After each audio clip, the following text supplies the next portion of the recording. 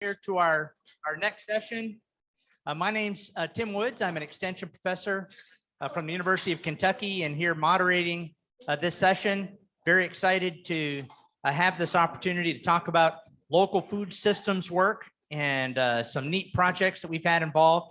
We've got joining us today, Samantha Schaffstall is going to join us from USDA Ag Marketing Service. And because of limits in the federal travel, she's going to be joining us here virtually, popping up on the screen here shortly.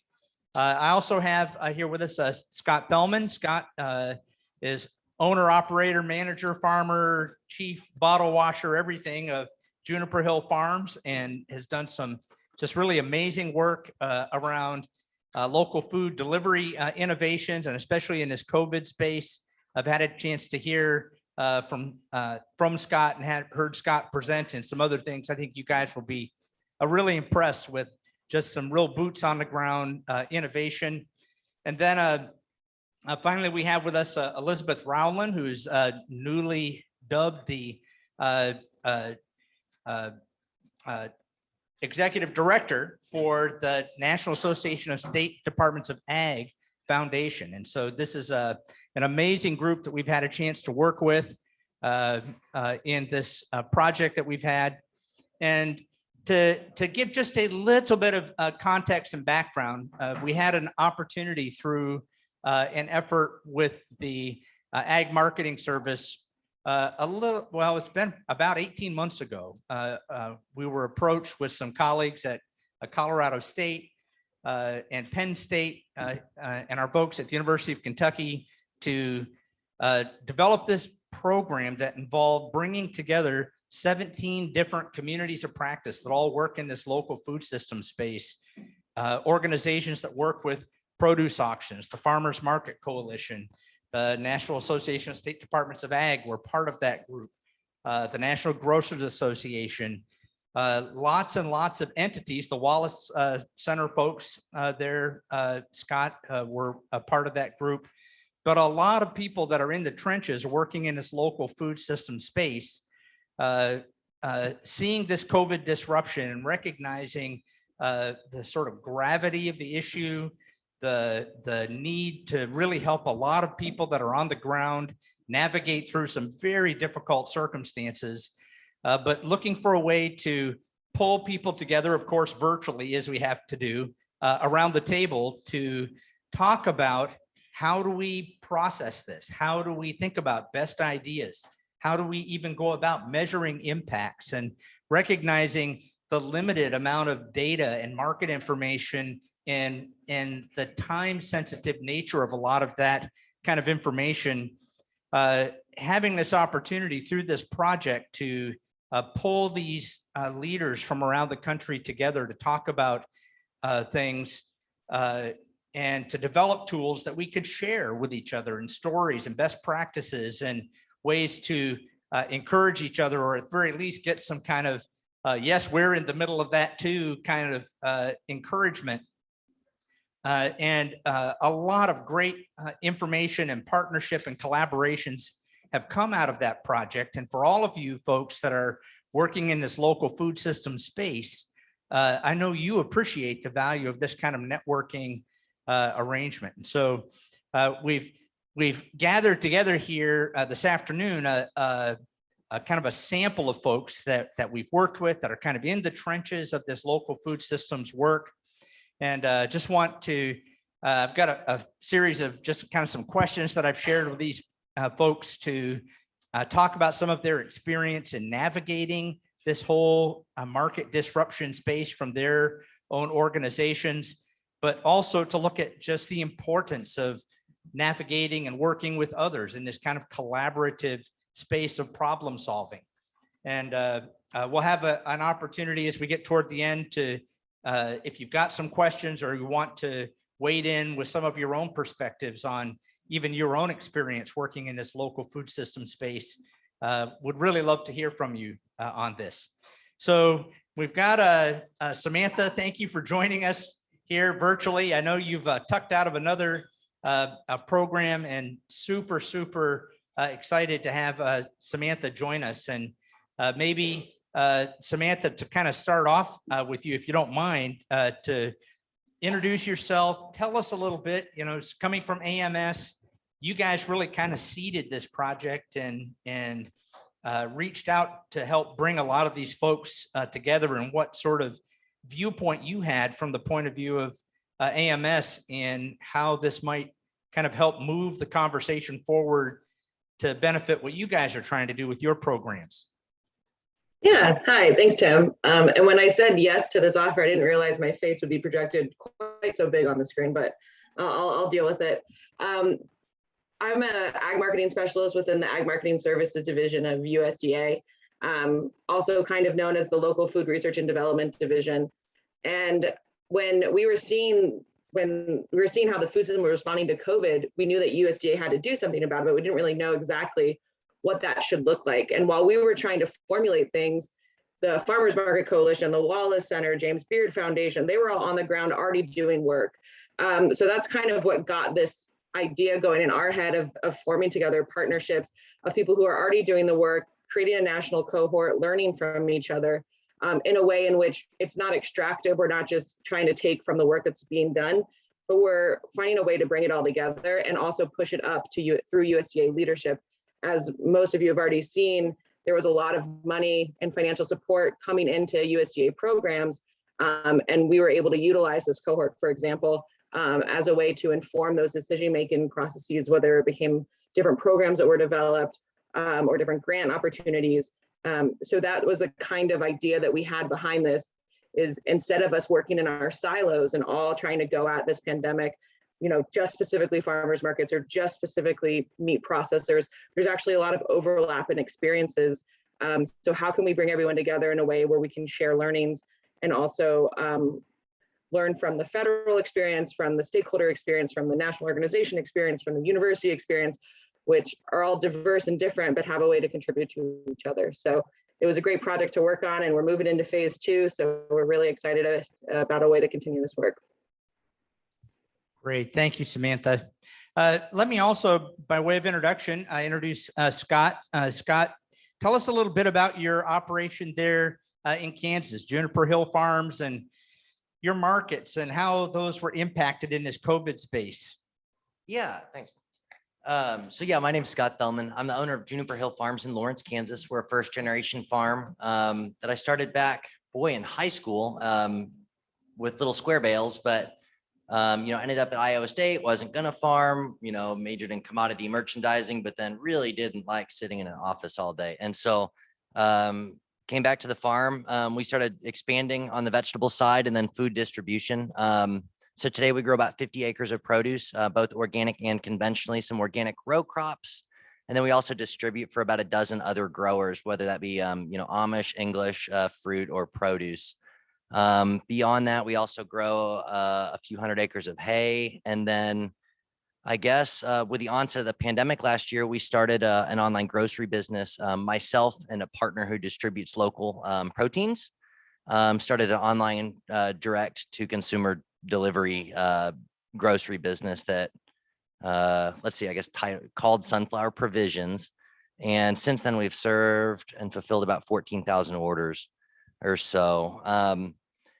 And yeah, I guess the onset of COVID really, I think it can be said across the entire nation, really disrupted our supply chain and our market.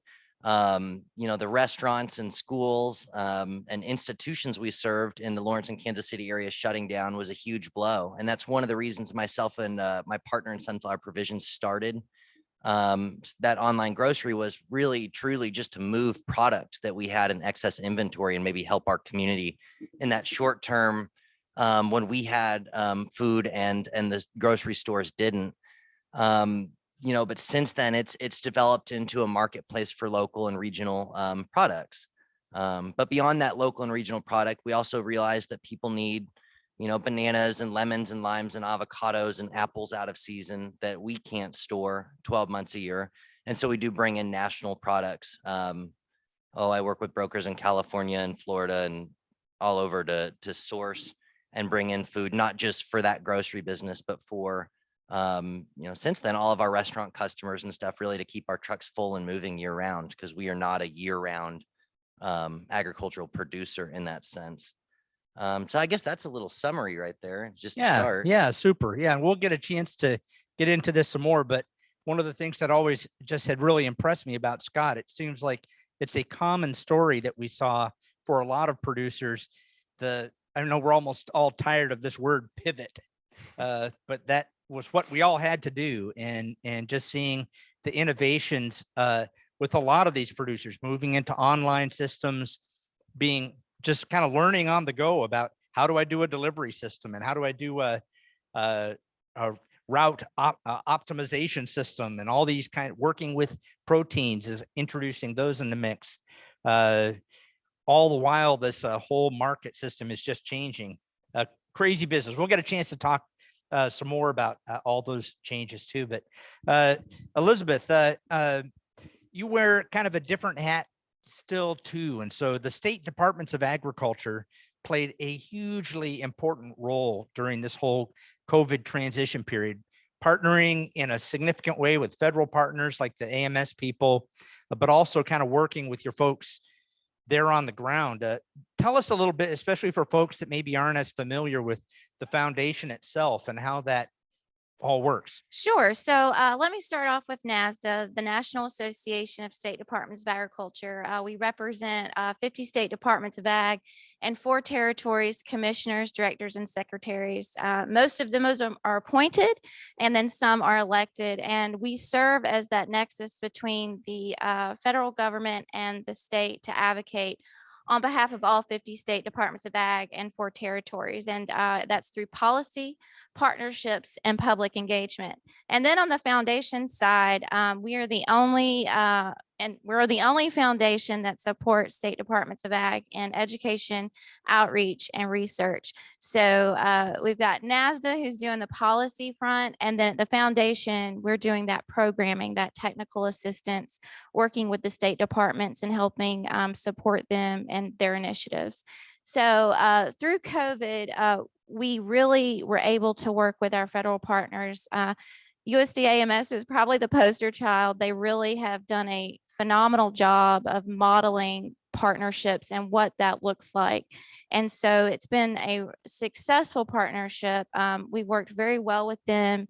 We've had a lot of outreach, but just some examples of what was accomplished during COVID on the State Department level. You know, Kentucky Department of Ag, they had the Feed Hungry, and they were able to do 13,000 pounds of 4-ounce hamburger patties to needy Kentuckians. There was a local pork producer who lost, he was not able to go to the meat processor because it shut down. Through partnerships, the Kentucky Department of Ag and some other local partners were able to source that pork and get that to the food banks. Connecticut was a big one. The shellfish, when COVID hit, you know, all of that was no longer able to go to restaurants because they were going to go, and they had to change up their systems. So the Connecticut Department of Agriculture developed a toolkit for shellfish and basically selling direct to consumers, and how you know, your shellfish producers could do that. And then another, I think, a wonderful example is New Mexico. The Navajo Nation, you know, they got a call in one night, and overnight, literally, the State Department pulled together all the partners, and within overnight, 80,000 tons of watermelons, produce, and other food items were able to be distributed to those in need. So we have that. We have the food boxes. The food boxes were huge with the pandemic relief funds, using local producers. And I think through all of this, we were able to realize that our local producers, farmers, and ranchers came to the rescue and were able to fill the needs that big distributors weren't.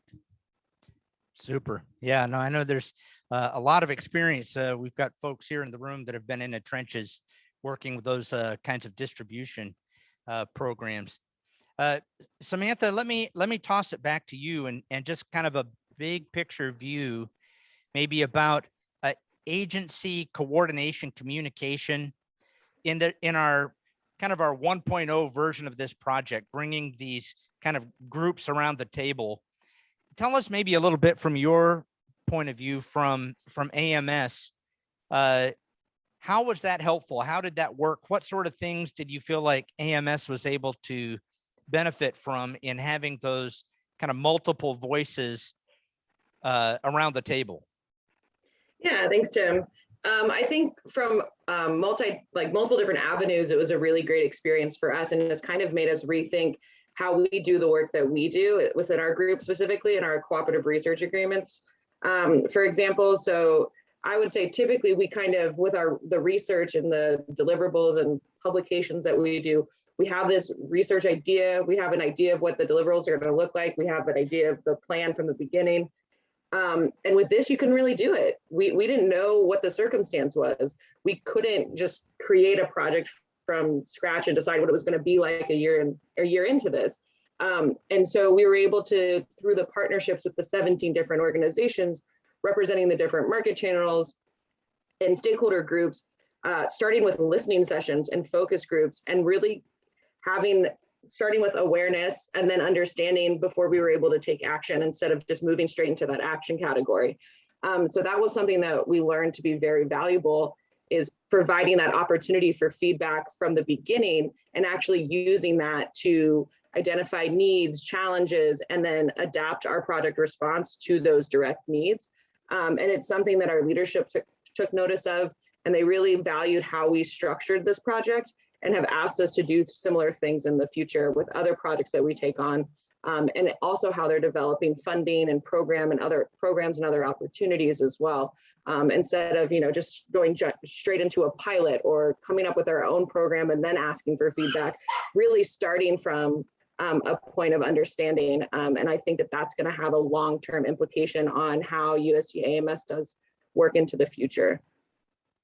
Yeah, and maybe Samantha, to follow up on that, I know you very personally were heavily involved in a lot of the LAMP programs, some of the technical assistance work that was provided there, working with some of these partners to try to help deliver some of this technical assistance, where AMS maybe has kind of limited capacity to be able to do that with your own staff. But it feels like that was maybe one of the benefits that came out of building those kinds of bridges. That was a huge benefit, to be able to mobilize that quickly and to create a portion of the organizations that we partnered with, including NASDA, signed on to provide technical assistance. We gave them a stipend to help, and some of our grants management specialists jumped in to help with materials and stuff, but they really did all of the work on their own, these organizations who already had the connections with the stakeholders and knew exactly what the farmers market needed and how the market manager needed the information given to them in order to execute on that technical assistance. So just all of the knowledge that they already have through their relationships and through their experiences in these different groups, we're able to partner and leverage that experience. There's only so much that a USDA AMS 1 hour webinar about the grant opportunities can do. It's really that one-on-one office hour, that technical assistance, those worksheets about how to build a budget that's catered to that community. That's what really puts applicant technical assistance over the edge. And like, as you said, Tim, it's not something that we're able to do maybe as easily or as much into the field or with the people on the ground, but through our partnerships with those organizations, they were able to just take it and run really quickly, it's just a sentiment to what they can do. Well, it's certainly a very exciting time for local foods, the local foods world, seeing the kinds of resources going out here currently, and even anticipating what may come out of the regional food system, local food system, all the LAMP programs, and other kinds of resources that are being put in play. In all my years working in this area, I've never seen these kinds of resources and opportunities, in spite of all the huffing and puffing we've had to try to keep up with this market. Scott, let me turn it to you a little bit. Maybe tell us, kind of from your experience, both as a producer and owner and trying to pivot in this space, what kinds of organizations did you feel may have been helpful for you, or kind of came alongside or served as kind of useful resources as you're trying to make decisions on how to push forward? Yeah, absolutely. So I guess I want to back up a little bit because when you mentioned the Farmers Family Food Box Program, and Miss Samantha over there, or I guess in the screen, you know, that the AMS really leading that. I just want to, I guess, make my 1 minute pitch of that was a really, really good thing for local food. We, as a small farm, although we're, you know, 50 acres is not a small vegetable farm in Kansas. But we as a small farm received a contract for just 25,000 boxes, which was a little over 500,000 pounds of food that we distributed within our local communities. You know, within 40 miles of our farm, that food went. Unlike some of the larger contract holders, you know, who also received contracts in our region, who would only ship a semi-load, we were willing to ship as few as 15 boxes to our local food bank, to our local church's food bank. And it allowed, quite frankly, it saved our farm, and it allowed us to buy over 250,000 pounds of food from other growers as well. And so I would just, well, I've got AMS's ear and State Department of Ag's ear to just say that what that program is monumental for local food. If you want to build a resilient food system in the Midwest, where the vertical integration for a food system's not already there. So I just had to chime. That's my little speech. But no, I mean, thinking about the partners that we started to work with and where we looked for guidance, you know, beyond, I mean, starting Sunflower Provisions, our online grocery, I mean, that was literally me sitting down and going, I guess we got to buy a domain for our grocery site.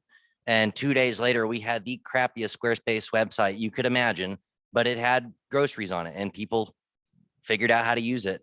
But, you know, as the guidance started coming out, you know, I hopped on a lot of those USDA webinars that were just being talked about.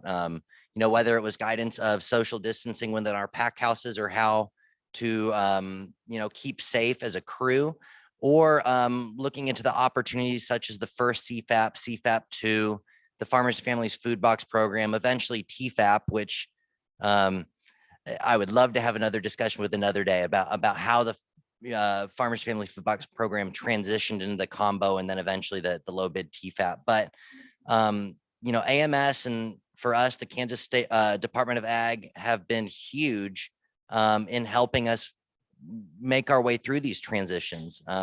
Another thing that popped up in the state of Kansas was a Facebook group that an individual associated with Kansas Farm Bureau started called Shop Kansas Farms.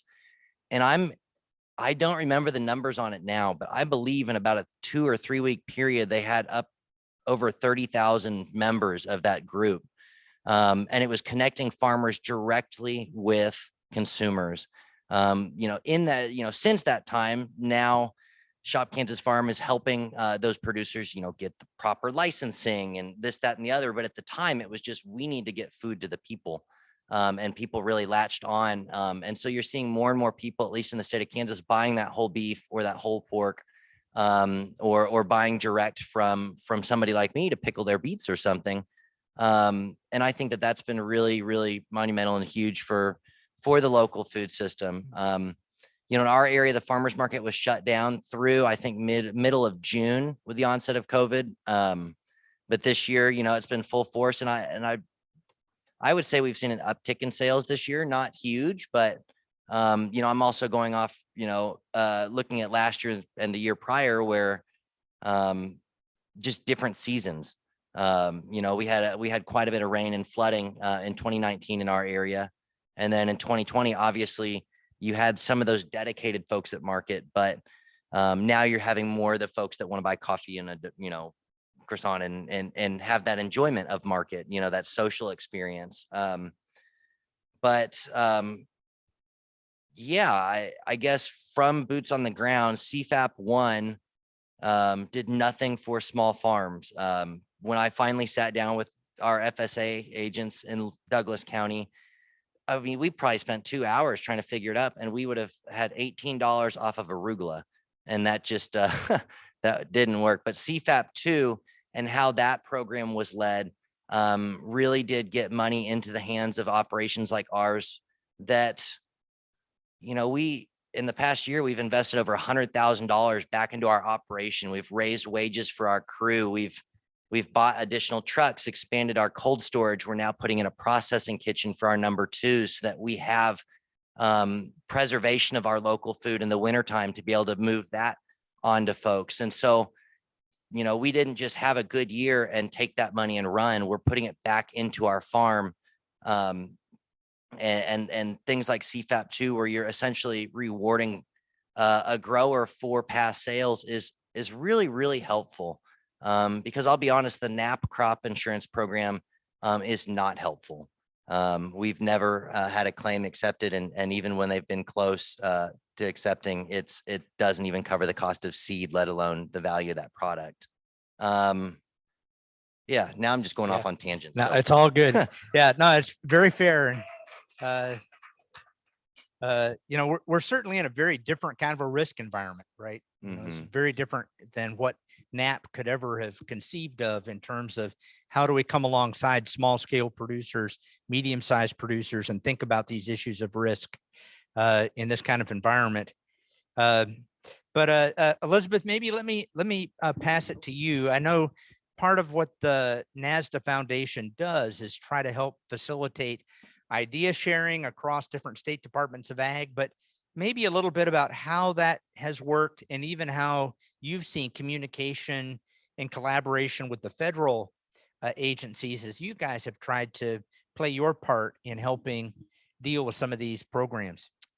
Right. So just to start off with CFAP2, we got a lot of feedback from the state departments on how it was impacting or not impacting their local growers. And so we were able to submit comments to USDA, and that went well. There were things that weren't included in round one that were included in round two.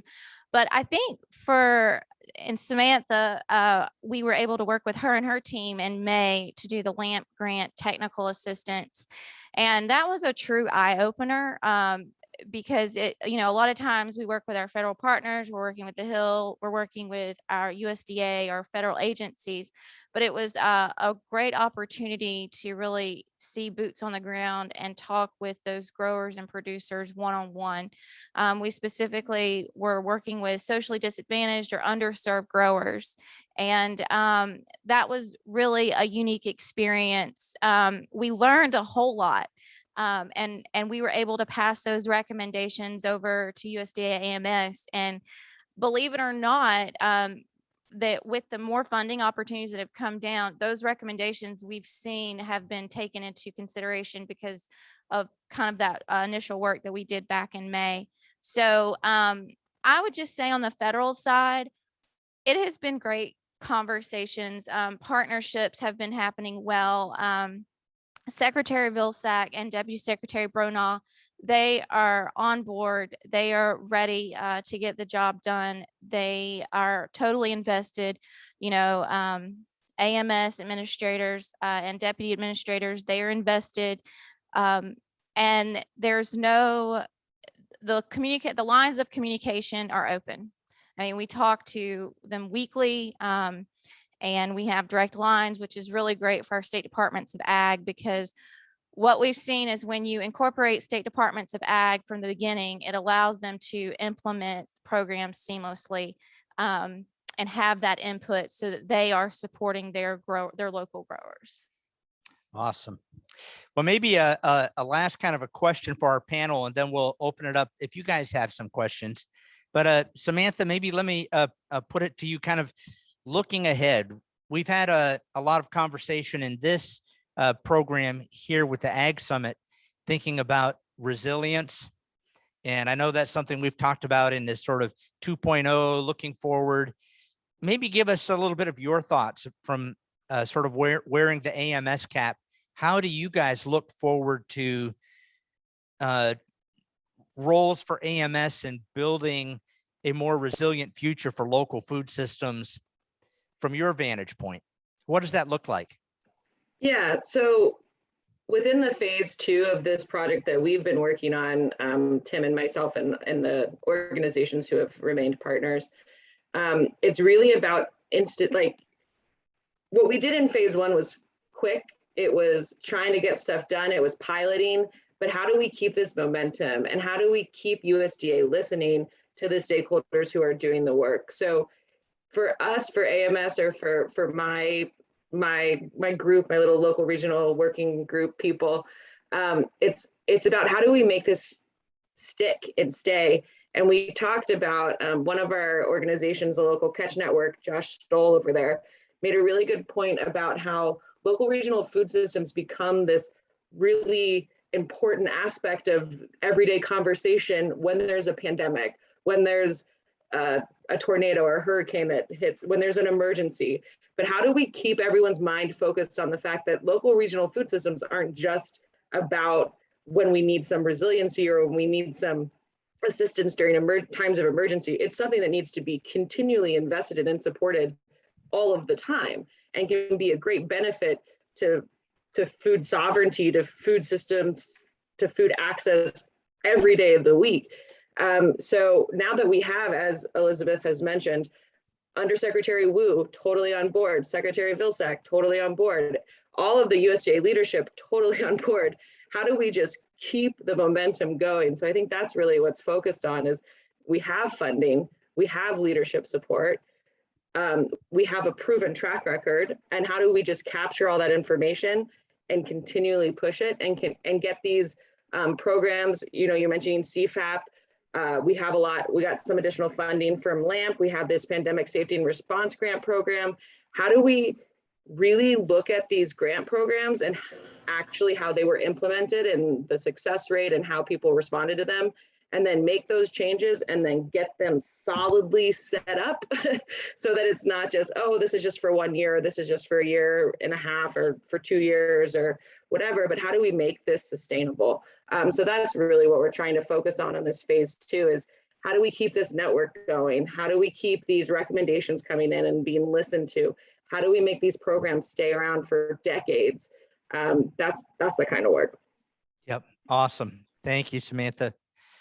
Scott, maybe from your perspective, how do you guys think about this, where to from here with your farm, with the partners that you're working with, your local food markets that you guys have developed, and thinking about this resilience idea?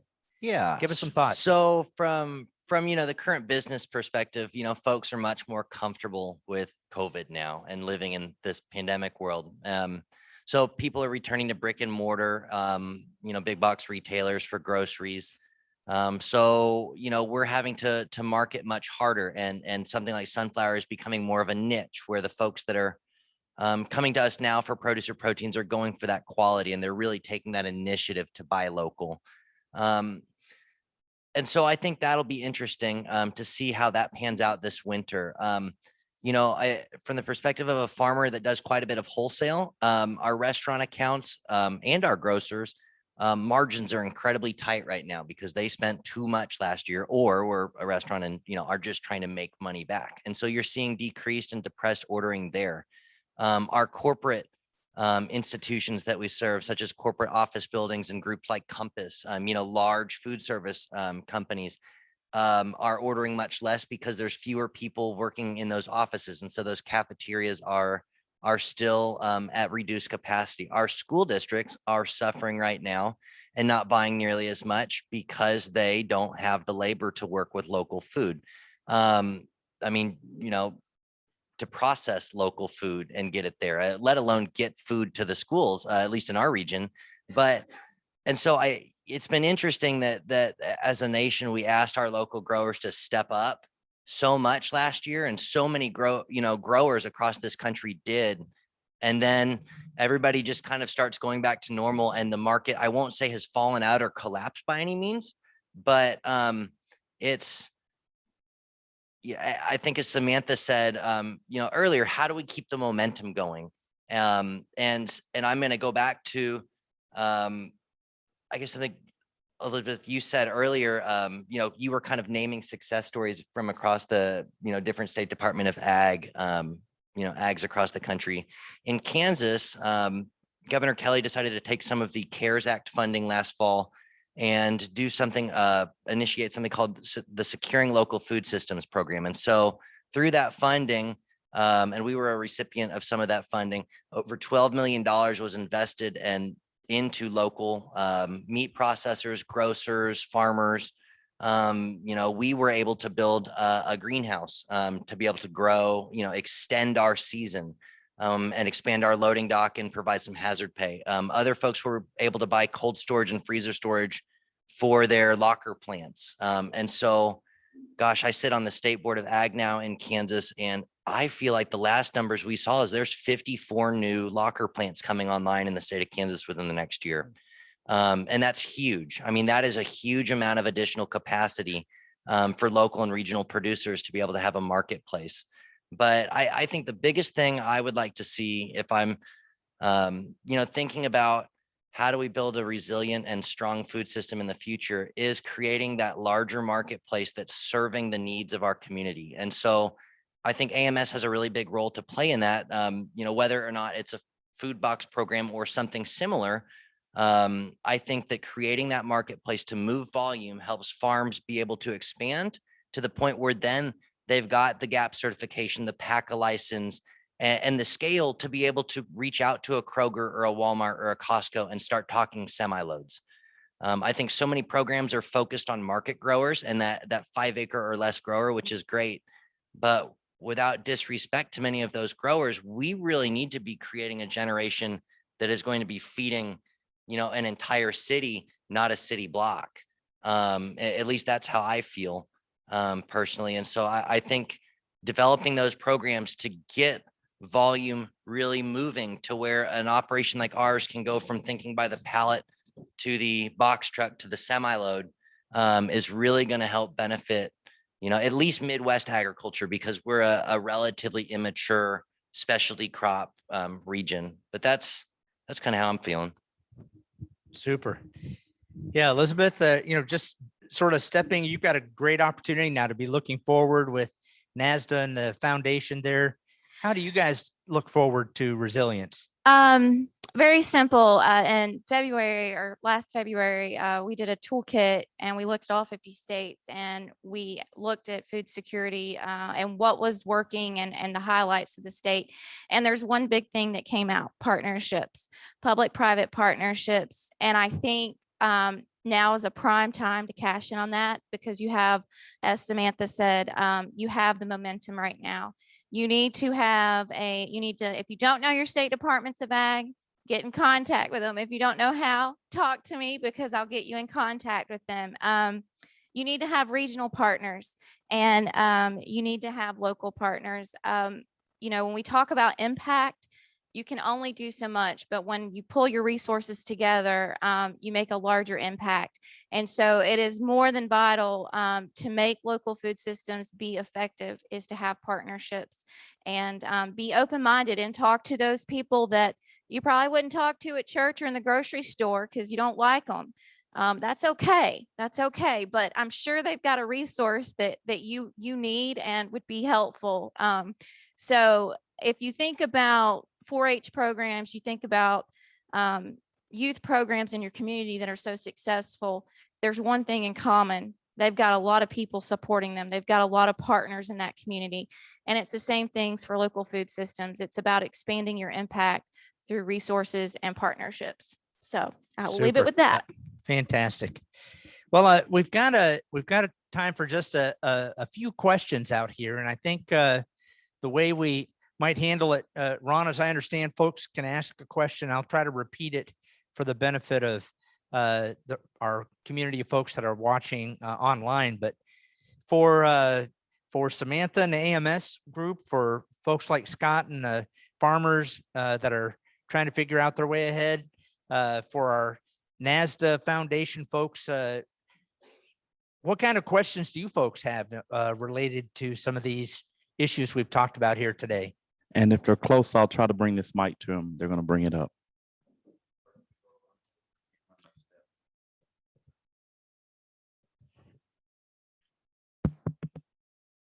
Thank you.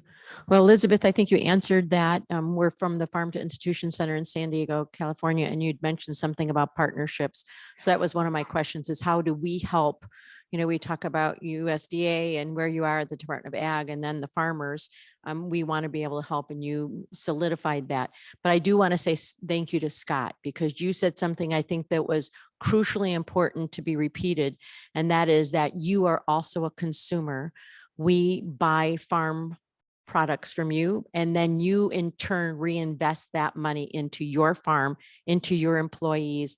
And I want to just say thank you. Thank you for bringing that to our attention, that it's direct economic impact and an indirect economic impact. And that voice needs to be heard, not just statewide, but nationally. And I think everybody in this room are kind of preaching to the choir, but thank you. Thank you so much.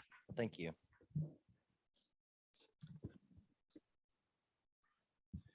While I run back to, I've got a quick question. So you mentioned making connections to the state departments of agriculture. Have you seen an uptick in state branding programs, or how farmers can use that or leverage that for building those connections?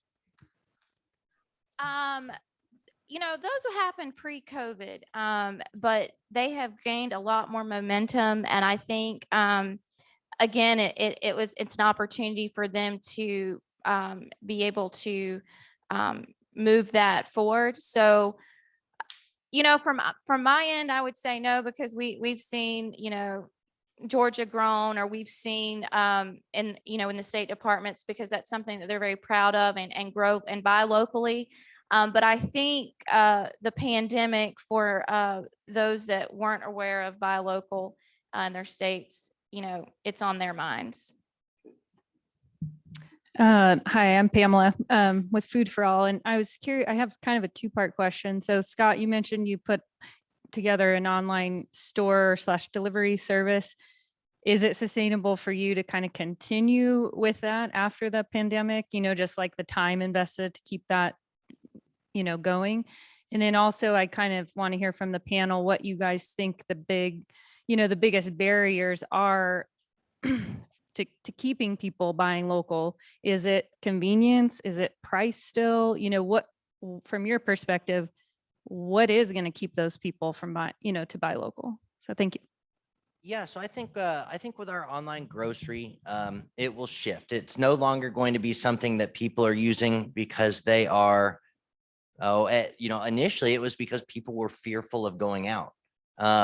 And so not that we were going like playing off the fear card, but, you know, it was providing a service to our community. Well, that's going to pivot. And we're needing, you know, once again, pivot, but, you know, pivot towards the next generation of it, which is being a higher value, higher quality specialty food grocer. And that's not going to be as accessible to everyone, unfortunately, because applying for and utilizing SNAP through an online commerce platform is very difficult or impossible. You know, at least at our point, we've not figured out a way. And so that's unfortunately where that's going to go. And we are going to push more into the Kansas City market and into more affluent neighborhoods and provide higher quality proteins to people who want better meat than what Kroger has. And that's how that will go. But and can you yell at your second question again?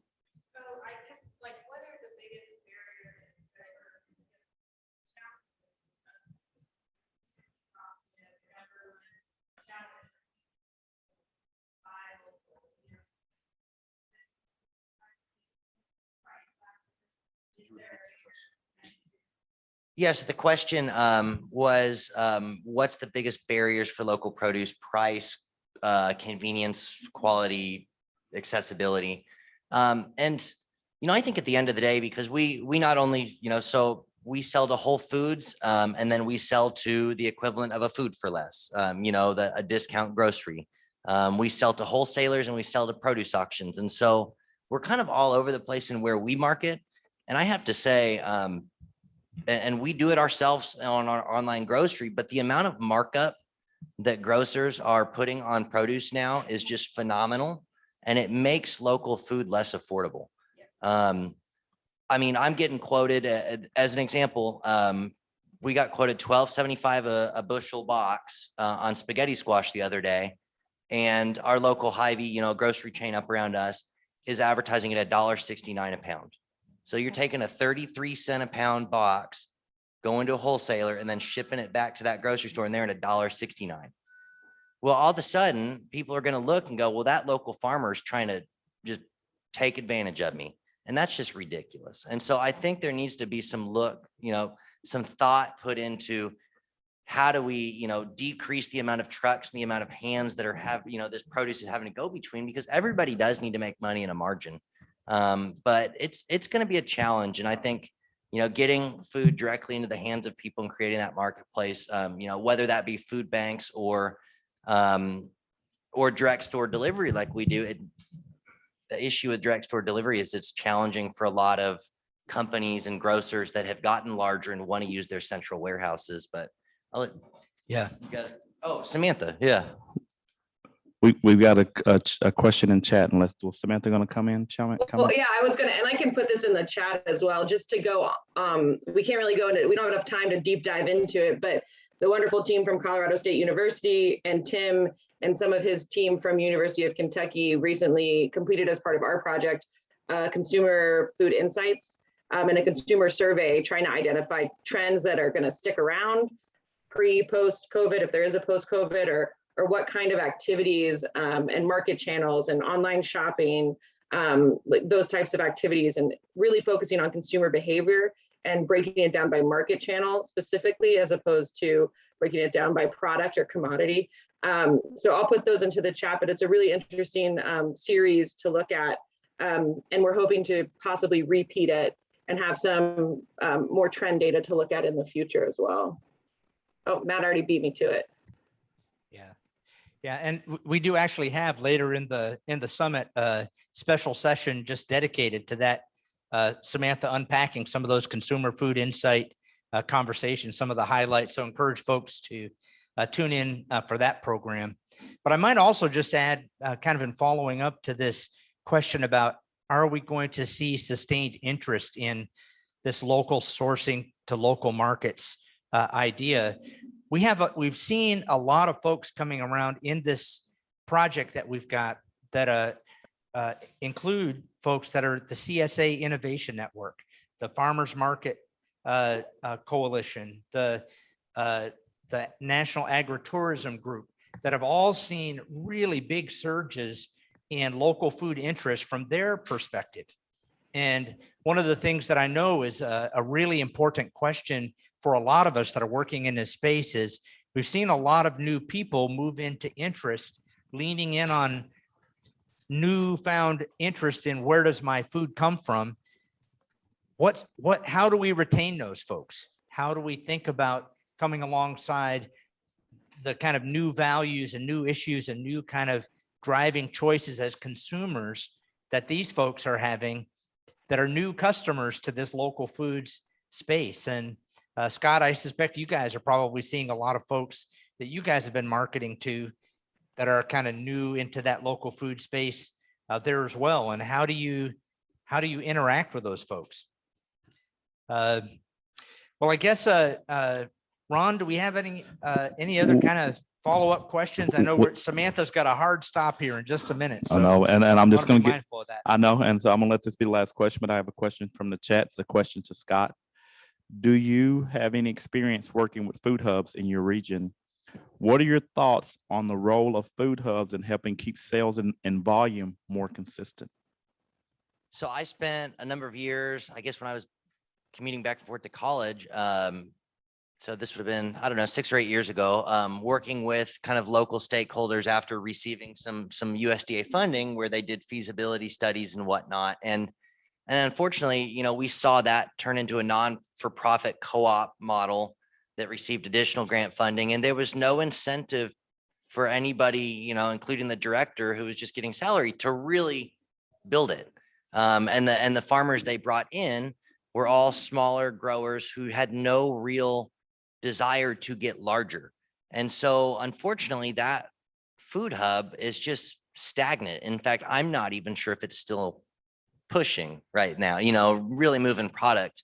When they went off on their path, we went off on our own as a private company, a farm who had trucks, and said, hey, let's put more stuff on our trucks. And so we started buying from other growers. And so a lot of people have called us a food hub, and I don't really like that term personally. I like the idea of a food distributor, because I don't think local food should be put in a different category than the national distributors. But I think you're seeing more and more of that, of people realizing, and it could be, frankly, right now, because the cost of fuel and transportation, but needing to maximize truck space and just push product. I mean, for us, if we can have 10 other growers' products on our truck, it means that I can have more and more companies or customers meet that sales minimum when I'm making that stop at that restaurant or grocery store. And we can push that much more product and local food out the door. And so I think there's absolutely a place for food hubs. I think there's a lot across the country that are doing amazing things, but I've not had much positive interaction in my region. All right, one last question. I just had a question in regards to the building. How do you get consistent quality when you're selling to someone?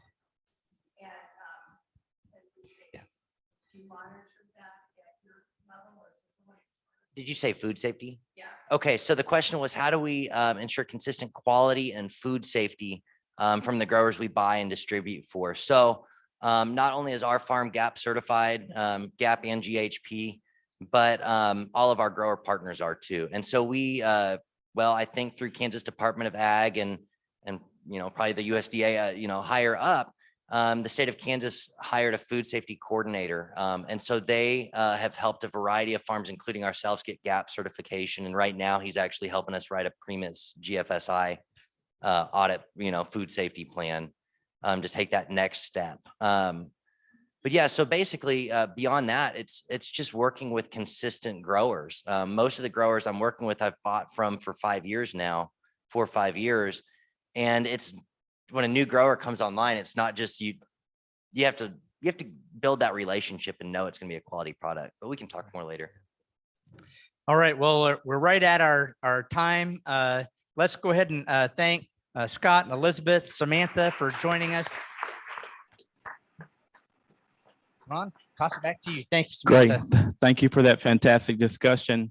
And some of you may be wondering why we're breaking at 4:30. That was specific feedback that we got in our earlier evaluations that you give us time to network amongst each other. So that is why we're breaking early, to allow you all to visit with each other throughout this afternoon.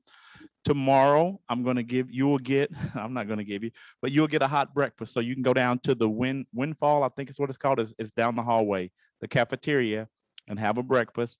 And then lunch will also be in there. So see you tomorrow. Have a good evening.